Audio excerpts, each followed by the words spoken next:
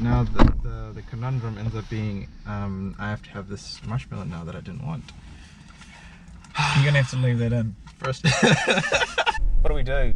So we're a property management business, specialise in residential, and it's just Sue Flynn and myself, and we help landlords find the right tenant, find the right fit for their rental property, and then manage the process from start to finish.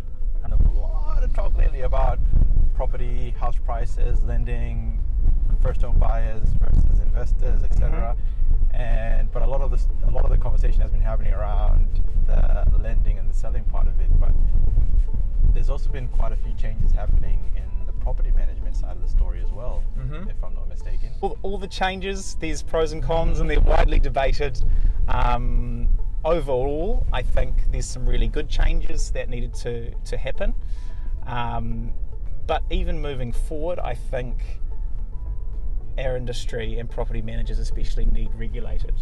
Because it's very easy to, well, I think for clients or people considering using a service like us, it's hard to kind of weed out the bad ones. You know, there's kind of no, how would I describe it? There's not a benchmark or a standard to show, hey, yeah, you're qualified to do the job. And that's why you end up with all the horror stories, and people have a bad experience and they say, oh shit, I'm not using a property manager ever again. And I get that. But the reality is, hey, just find a good one. You know what I mean? Do your homework. And, you know, even little things like, one thing I know that a lot of private landlords that I come across don't know is that you can't contract out of the Tenancies Act. Really? A big example of that is with professional carpet cleaning is a really good example. Because the Tenancies Act says a house needs to be left reasonably clean and tidy, even if you have a clause in there that says, I want the tenants to professionally clean the carpets when they leave, it's not enforceable. You know? Really? Yeah. The reason people get away with that is because it's not widely known. It's still not widely known. Look, it's written on Tenancy Services website right now.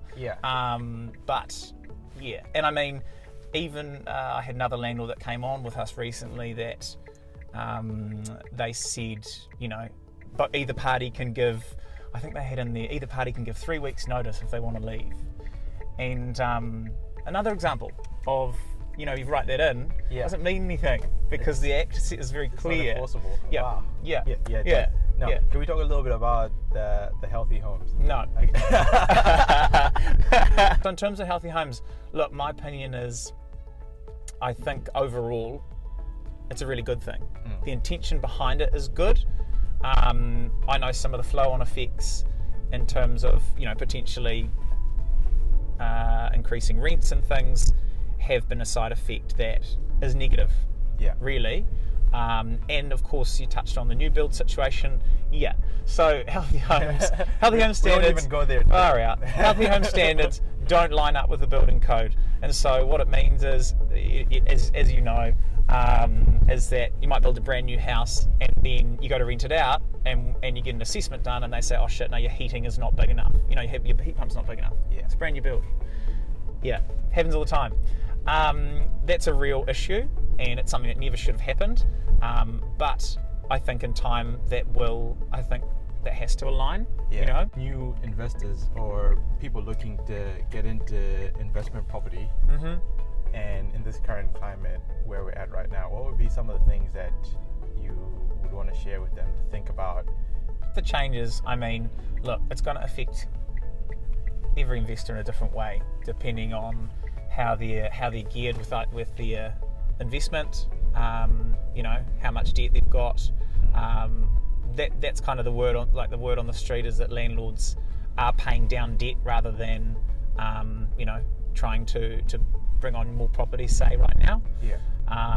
And the other part of that too is that, like, I've had some clients that are selling some of their older stock to reinvest into some newer housing stock too. Yeah. So it's kind of different reactions from different people. Property investment still continues and will be a good way to plan for retirement. You know, I don't think it's changing even with these government changes. Sure, landlords have to make some adjustments, but generally for the other people that we're working with, it's business as usual. Yeah. So advice, I suppose, in terms of people adding to or looking to, absolutely. If I could be buying property, I would be. And same with existing investors. There's definitely a need for quality rental accommodation.